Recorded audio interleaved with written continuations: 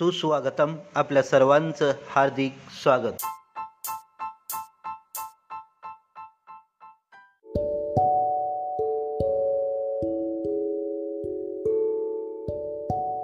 ज्ञानाची गंगा घरोघरी पोचवण्यासाठी सतत कार्यरत असणारी रयत शिक्षण संस्था सातारा आयोजित रयत ऑनलाईन स्कूल एज्युकेशन.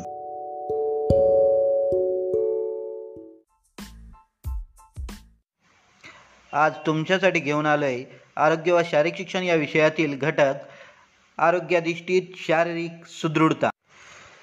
आरोग्याधिष्ठित शारीरिक सुदृढतेमध्ये आज आपण एकूण 5 घटकांचा अभ्यास करणार आहोत. त्याचबरोबर प्रेरणादायी गोष्टीमध्ये आंतरराष्ट्रीय स्विमर मायकल फेल्प्स यांची कथा आज आपण ऐकणार आहोत. शारीरिक सुदृढता विकसन. प्रस्तावना. प्राचीन काळापासून मानवी जीवनात आरोग्य आणि शारीरिक सुदृढता यांची भूमिका महत्त्वपूर्ण आहे. जे निरोगी आणि शारीरिकदृष्ट्या सुदृढ आहेत तेच आजच्या परिस्थितीमध्ये निरामय जीवन जगू शकतात. यासाठी शारीरिक सुदृढता विकसित करणे आवश्यक आहे. शारीरिक सुदृढता हा केवळ वाचण्याचा विषय नाही, तो अनुभवण्याचा विषय आहे. हा अनुभव अधिक परिणामकारक होण्यासाठी शारीरिक सुदृढतेशी संबंधित काही संकल्पना समजणे महत्त्वाचे आहे. शारीरिक सुदृढतेचा विकास आणि शारीरिक सुदृढता राखणे ही एक आव्हानात्मक बाब असली तरी अशक्य नाही. त्यासाठी आपल्याला दिवसभरातील ठराविक वेळ द्यावा लागतो आणि कृतीही करावी लागते. शारीरिक सुदृढता विकासासाठी कुठल्याही प्रकारचा शॉर्टकट नाही, हे सर्वप्रथम आपण सगळ्यांनी समजून घेतलं पाहिजे. शारीरिक सुदृढता केवळ खेळाडूसाठी गरजेची असते असं नाही. तसेच शारीरिक सुदृढता विकासासाठी खूप पैसे, जागा या सगळ्याची आवश्यकता नसते, तर आवश्यकता असते ती फक्त वेळेची आणि इच्छाशक्तीची. शारीरिक सुदृढतेचे विविध घटक आहेत. या सर्व घटकांचा विकसन करण्यासाठी एकच उपक्रम पुरेसा नसतो, तर वेगवेगळ्या घटकांचा विकास करण्यासाठी वेगवेगळे उपक्रम अथवा व्यायाम करावे लागतात. अशा या सुदृढता विकसनामध्ये योगदान देणाऱ्या घटकांची आज आपण माहिती पाहूया. आरोग्याधिष्ठित शारीरिक सुदृढतेचे एकूण 5 घटक आहेत. पहिला घटक रुधिराभिसरण दमदारपणा, दुसरा स्नायूंची ताकद, तिसरा स्नायूंचा दमदारपणा, चौथा लवचिकपणा, पाचवा शरीर घटक रचना. यातील पहिला घटक रुधिराभिसरण दमदारपणा.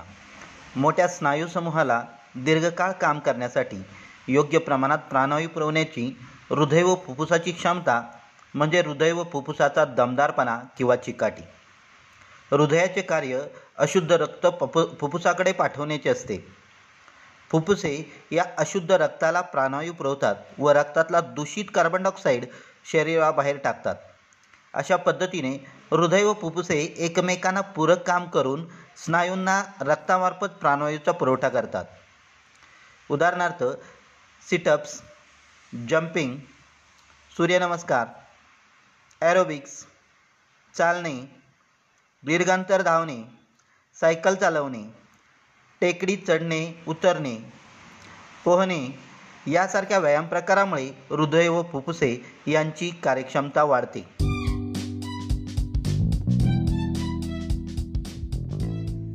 सदरच्या व्हिडिओमध्ये जिममध्ये सायकल चालवणारा मुलगा आहे व त्याचनंतर खडतर अशा डोंगराळ प्रदेशातून आपलं कौशल्य दाखवत सायकल चालवणारा दुसरा मुलगा आपल्याला दिसतो आहे. सायकलिंग हा ॲरोबिक्स व्यायाम प्रकार असून सायकल चालवण्याचे शरीरासाठी अनेक फायदे आहेत. नियमित सायकलिंगच्या व्यायामामुळे हृदय, फुफ्फुसे, मांसपेशी, हाडे आणि सांध्यांचं आरोग्य चांगलं राहतं. शरीरात रक्तसंचालन व्यवस्थित होतं. शरीरातील अतिरिक्त चरबी, कॅलरीज बर्न होऊन वजन आटोक्यात राहण्यास मदत होते. स्नायू बळकट होतात, वजन नियंत्रित राहते. हृदयाच्या आरोग्यासाठी अतिशय फायदेशीर. मधुमेह आणि कॅन्सरला दूर ठेवण्याचं काम सायकलिंग करत असतं. आपलं संपूर्ण मानसिक स्वास्थ्य सुधारत असतं. त्याचबरोबर इंधनाची बचत होऊन प्रदूषण विरहित अशा प्रकारचा एक व्यायाम प्रकार म्हणजे सायकलिंग आहे. दुसऱ्या व्हिडिओतील मुलगी जागेवरती जॉगिंग करताना आपल्याला दिसत आहे. हे जॉगिंग करत असताना हाताच्या व पायाच्या त्या ठिकाणी तिच्या लयबद्ध हालचाली होत असताना आपल्याला दिसते. त्याचबरोबर दोन्ही हात समोर ठेवून त्या हातांना कोपऱ्यातून वाकवून पायाच्या मांडीचा वरचा भाग स्पर्श करण्याचा प्रयत्न करते. त्याचबरोबर दुसऱ्या व्हिडिओमध्ये लयबद्ध अशा प्रकारची पायाची पुढे आणि पाठीमागे हालचाल होताना दिसते. त्याचबरोबर ही रोटेशन करत असताना दोन्ही हाताचे सुद्धा कृती योग्य पद्धतीने होताना दिसते. आपले टाचेचा पाठीमागचा भाग आपल्या सीटला त्या ठिकाणी लावताना ती मुलगी दिसते आणि त्याचबरोबर दोन्ही हात आणि दोन्ही पाय एकाच वेळी बाहेर स्प्रेड करत पुन्हा जवळ घेताना या व्हिडिओमध्ये आपल्याला दिसत.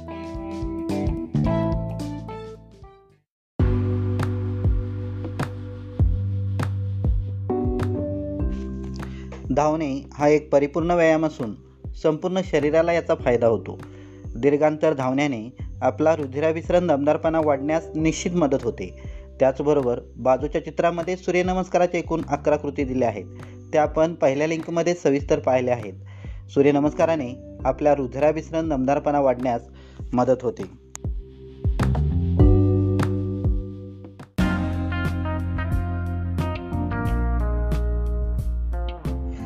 आरोग्यदृष्टीत शारीरिक सुदृढतेमधील दुसरा घटक स्नायूंची ताकद आपण पाहणार आहोत. एकाच प्रयत्नात विरोधावर मात करून जोर लावणे म्हणजे स्नायूंचं बळ किंवा ताकद. शरीरातील विविध स्नायूंची ताकद वाढवण्यासाठी वेगवेगळे व्यायाम करावे लागतात. वेगवेगळ्या कौशल्यासाठी वेगवेगळ्या प्रकारच्या स्नायूंमध्ये ताकद असावी लागते. त्याचप्रमाणे स्नायूंची ताकद मोजण्यासाठी प्रत्येक स्नायूकरता वेगवेगळ्या कसोट्या वापराव्या लागतात. उदाहरणार्थ बारला लटकून पायांच्या हालचाली, दंड बैठका, पुशअप्स, पुलअप्स, जोडीदाराच्या सहाय्याने पुशअप्स, जोडीदारास ढकलणे, दोरावर चढणे, कोणतेही वजन जागच्या जागी उचलणे, पाण्याची बादली, जड वस्तू, सामानाच्या पिशव्या यांचा समावेश होतो.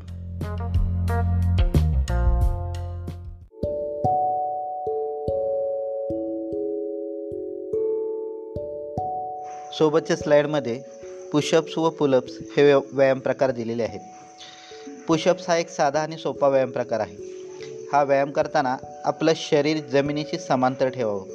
दोन्ही हात जमिनीवरती ठेवावे. पाय गुडघ्यामध्ये वाकवू नये. यानंतर शरीर वरील आणि खालील बाजूस न्यावे. हा व्यायाम तुमच्या क्षमतेनुसारच करावा. या व्यायामामुळे हात आणि पायाच्या पंजावर संपूर्ण भार येतो. पुशअपमुळे स्नायू, पेशी, खांदे आणि ट्रायसेप मजबूत होतात. शिवाय शरीराची क्षमताही वाढण्यास मदत होते. बाजूलाच असणाऱ्या दुसऱ्या चित्रामध्ये पुलअप्स ही एक्झरसाइज दिलेली आपल्याला दिसून येते. हे एक्झरसाइज करत असताना सर्वप्रथम सिंगल बारच्या खाली थांबावे. नंतर आपल्या दोन्ही खांद्यापेक्षा थोडे जास्त अंतर हातामध्ये घेऊन बारची पकड घट्ट करावी.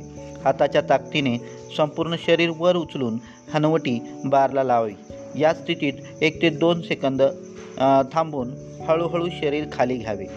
तुम्ही आपल्या क्षमतेनुसार पुलअप्स मारू शकता. सरावाने यात वाढही करत जा. पुलअप्समुळे आपल्या हाताचे, खांद्याचे तसेच पाठीचे स्नायू मजबूत होतात व आपली शारीरिक क्षमता वाढण्यास मदत होते.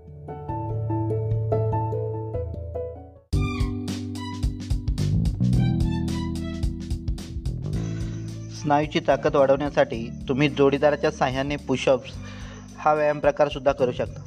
यासाठी 2-2 विद्यार्थ्यांच्या जोड्या कराव्या. जोडीतील एकाने दोन्ही हात व पायाचे चवडे जमिनीवरती टेकून पुशअपची स्थिती घ्यावी. जोडीदाराने त्याच्या पायाजवळ उभे राहून दोन्ही हातांनी त्याची दोन्ही घोटे पकडून त्याचे पाय उचलावे व सरळ उभे राहावे. या स्थितीत शक्य तेवढे पुशअप काढावेत.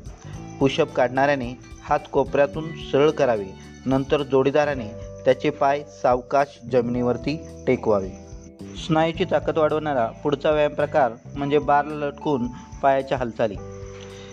यासाठी पाय सरळ जुळवून ठेवावे. दोन्ही हातामध्ये खांद्या एवढे अंतर घेऊन बारला लटकावे. पोटातील स्नायूच्या मदतीने दोन्ही पाय वर उचलावे व परत खाली आणावे. असेच दोन्ही पाय डाव्या व उजव्या बाजूने वर उचलावे व खाली आणावे. नंतर दोन्ही पाय डावीकडून पुढे नेऊन उजवीकडून खाली वर्तुळाकार फिरवत आणावे व उजवीकडून पुढे नेऊन डावीकडून खाली वर्तुळाकार फिरवत आणावे व सावकाश बार सोडून खाली यावे. या व्यायाम प्रकाराचा फायदा म्हणजे स्नायूची ताकद वाढते, शरीर नियंत्रित करता येते आणि आपल्याला उंचीची भीती निघून जाते. दंड बैठका या व्यायाम प्रकारामुळे सुद्धा आपल्या स्नायूंची ताकद वाढत असते. दंड बैठका करण्यासाठी सर्वप्रथम सरळ उभे राहा. त्यानंतर दोन्ही हात खांद्याच्या रेषेत समोर घेऊन त्याच अवस्थेत सावकाश खाली जाण्याचा प्रयत्न करा. त्यानंतर वर उठत असताना सावकाश श्वास घ्या. सुडोल शरीर होण्यासाठी दंड बैठका हा व्यायाम तुम्ही करू शकता. पायाच्या स्नायूंना अतिरिक्त ताण पडत असल्याने पायाच्या स्नायूची ताकद वाढण्यास मदत होते. जोडीदारास ढकलणे हा व्यायाम करत असताना साधारणतः सारख्या वजन व उंचीच्या विद्यार्थ्यांच्या जोड्या कराव्या. दोघांनी पायात विषम पवित्रा घेऊन उभे राहावे. दोघांनी समोर दोन्ही हाताचे तळवे एकमेकांच्या तळव्यांना लावावे. आधी एकाने दुसऱ्याला ढकलावे व दुसऱ्याने प्रतिकार करावा. नंतर दुसऱ्याने ढकलावे व पहिल्याने प्रतिकार करावा. हे करत असताना आपला तोल सांभाळणे गरजेचं आहे. या व्यायाम प्रकाराच्या सरावाने आपल्या हाताची व पायाच्या स्नायूंची ताकद वाढण्यास मदत होते.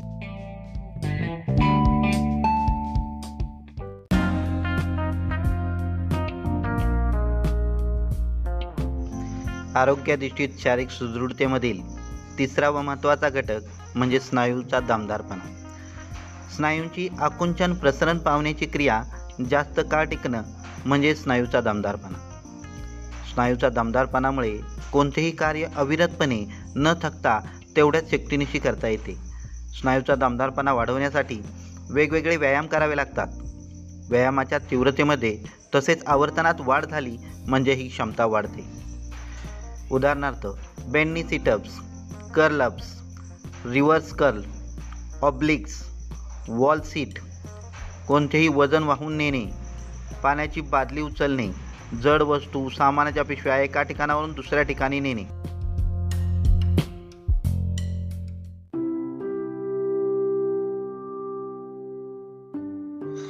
स्नायूंचा दमदारपणा वाढवणारे खालील काही व्यायाम प्रकार आपण बघणार आहोत. बेंड नी सिटअप्स हा व्यायाम प्रकार करताना जमिनीवरती झोपावे. पाय गुडघ्यात थोडे वाकवून हात मानेच्या मागील बाजूस एकात एक गुंफवावे. जोडीदाराला आपल्या पायांच्या पंजांना घट्ट पकडण्यास सांगावे. पोटाच्या स्नायूंना ताण देत सावकाश पाठीपासून मागचा भाग जास्तीत जास्त वर उचलण्याचा प्रयत्न करावा व पुन्हा सावकाश पाठ जमिनीला टेकवावी. पोटाच्या स्नायूचा दमदारपणा वाढवण्यासाठी हा व्यायाम प्रकार महत्त्वपूर्ण आहे. कर्ल अप्स हा व्यायाम प्रकार करताना पाठीवरती झोपून पाय गुडघ्यात वाकवून थोडे जवळ घ्यावे. त्याचवेळी हात जमिनीला समांतर ठेवत हाताचे तळवे जमिनीला टेकवावे. हाताच्या तळव्यावर ताण देऊन मान व थोडी पाठ वर उचलण्याचा प्रयत्न करावा व नंतर सावकाश पाठ व मान खाली टेकवावी. पोटांच्या स्नायूचा दमदारपणा वाढवण्यासाठी हा व्यायाम प्रकार महत्त्वपूर्ण भूमिका बजावतो. रिव्हर्स कर्ल हा व्यायाम प्रकार करताना पाठ जमिनीला पूर्ण टेकवा. पाय वरील बाजूस न्या व पुन्हा खाली आणा. पाय पूर्णपणे खाली आणू नका. पाय वर नेताना श्वास सोडा. कमीत कमी 15 आवर्तने करणे आवश्यक.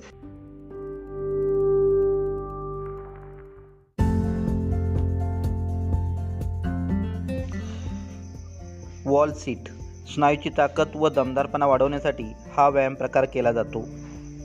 भिंतीपासून पायापर्यंत थोडे अंतर ठेवून पाठ भिंतीला टेकवावी व सावकाश पाय गुडघ्यात वाकवत खाली यावे. मांडी व गुडघ्यापासून खालील पायात 90 अंशाचा कोन होईपर्यंत खाली यावे व जेवढं शक्य आहे तेवढा वेळ या स्थितीत थांबावे. आपला स्टॅमिना व लवचिकपणा वाढवून मानसिक संतुलन राखण्यासाठी हा व्यायाम प्रकार उपयोगी ठरतो.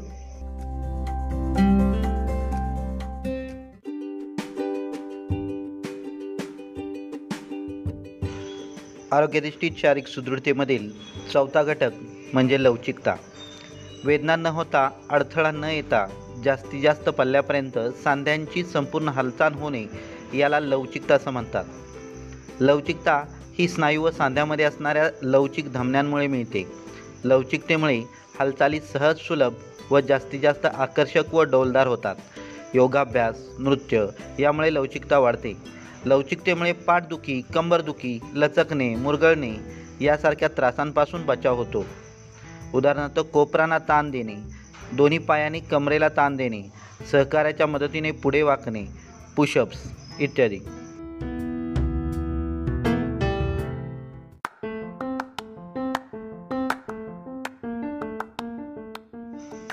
लवचिकता प्राप्त करण्यासाठी कोपरांना ताण देणे हा व्यायाम प्रकार आपण बघणार आहोत. सर्वप्रथम पायात योग्य अंतर घेऊन उभे राहावे. एक हात डोक्याच्या वर नेऊन कोपरात दुमडावा व तो दोन्ही फऱ्याच्या हाडाच्या मध्ये पंजा पालथा करून ठेवावा. हात पाठीवर जास्तीत जास्त खालच्या दिशेने नेण्याचा प्रयत्न करावा व 10 ते 30 सेकंद त्याच स्थितीत ठेवण्याचा प्रयत्न करावा. नंतर दुसऱ्या हाताने देखील हीच कृती करावी. हे करत असताना आपली पाठ ताठ राहणे आवश्यक आहे व हनुवटी वर उचललेली असणं गरजेचे आहे. या व्यायाम प्रकाराच्या सरावाने खांद्यातील स्नायूंना ताण मिळून त्याची लवचिकता वाढण्यास मदत होते. पाय जवळ आणणे व सरळ करणे. हा व्यायाम प्रकार करत असताना पाय सरळ ठेवून बसावे, हात कमरेवरती ठेवावे. वरील स्थितीतून पाय गुडघ्यात दुमडून जवळ घ्यावे व टाचा हिप्सना लावण्याचा प्रयत्न करावा. पाय सरळ करावे. सलग 20 ते 25 वेळा ही कृती करावी. हे करत असताना तोल सांभाळावा. त्याचबरोबर पाय सरळ करताना जमिनीला लागून न्यावेत. या व्यायाम प्रकारामुळे मांड्यांच्या मागील स्नायूंची लवचिकता वाढते.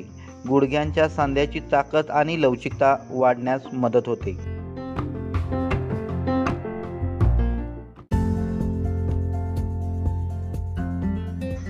लवचिकता वाढवण्यासाठी दोन्ही पाय आणि कमरेला ताण देणे हा व्यायाम प्रकार बघणार आहोत. यासाठी भिंत अथवा खुर्ची हे आपणास साहित्य आवश्यक आहे. भिंतीकडे अथवा खुर्चीकडे तोंड करून सरळ उभे राहावे. पाय जुळलेले असावेत. पाठ सरळ ठेवून कमरेतून भिंतीचा अथवा खुर्चीचा आधार घेऊन गुडघ्यांना ताण न देता पुढे वाकावे. 10 ते 30 सेकंद या स्थितीत राहण्याचा प्रयत्न करावा. हे करत असताना गुडघे वाकवू नयेत आणि कमरेतून वळू नये. या व्यायाम प्रकारामुळे मांड्याच्या पाठीमागील स्नायूंना ताण मिळून लवचिकता वाढते. लवचिकता वाढवण्यासाठी सहकार्याच्या मदतीने पुढे वाकणे हा सुद्धा व्यायाम प्रकार आपण बघणार आहोत. 2-2 विद्यार्थ्यांच्या जोड्या कराव्या. जमिनीवरती बसून पाय लांब करावे. पाय सरळ करून एकमेकांच्या पावलांना पावले लावावीत. दोघांनी एकमेकांच्या हातात हात गुंफून एकानंतर एकाने पुढे मागे झुकावे. पुढे वाकणाऱ्या सहकार्याला हाताने थोडेसे ओढावे. ही क्रिया सलग 5 ते 6 वेळा करावी. हे करत असताना पाय सरळ असावेत. पुढे मागे होताना पाय गुडघ्यातून उचलू नये. या व्यायाम प्रकारामुळे पाठीला व पायाच्या मागील व आतील स्नायूंना ताण मिळतो व स्नायूची लवचिकता वाढते.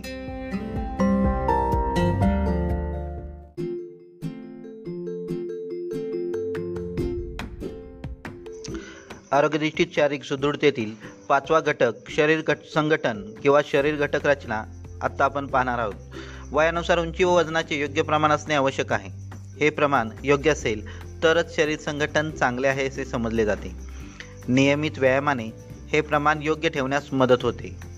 यामध्ये BMI, WHR, THR यांचा समावेश होतो. मज्जा स्नायू शिथिलता. वर दिलेल्या 5 क्षमतांबरोबरच मज्जा स्नायू शिथिलता या क्षमतेचा अंतर्भाव आरोग्यदृष्टीत शारीरिक सुदृढता मध्ये नव्याने केला आहे. दैनंदिन जीवनातील ताणतणावामुळे मज्जातंतू आणि स्नायू ताणग्रस्त होऊन उद्दीपित होतात व जास्त ताठरतात. त्यामुळे शारीरिक थकवा जास्त येतो. मज्जातंतू स्नायू शिथिल राहिल्यास शरीरावरील ताण हलका होतो आणि शारीरिक व मानसिक क्षमता वाढते. योगाभ्यास, ध्यान इत्यादीमुळे शिथिलता प्राप्त करता येते.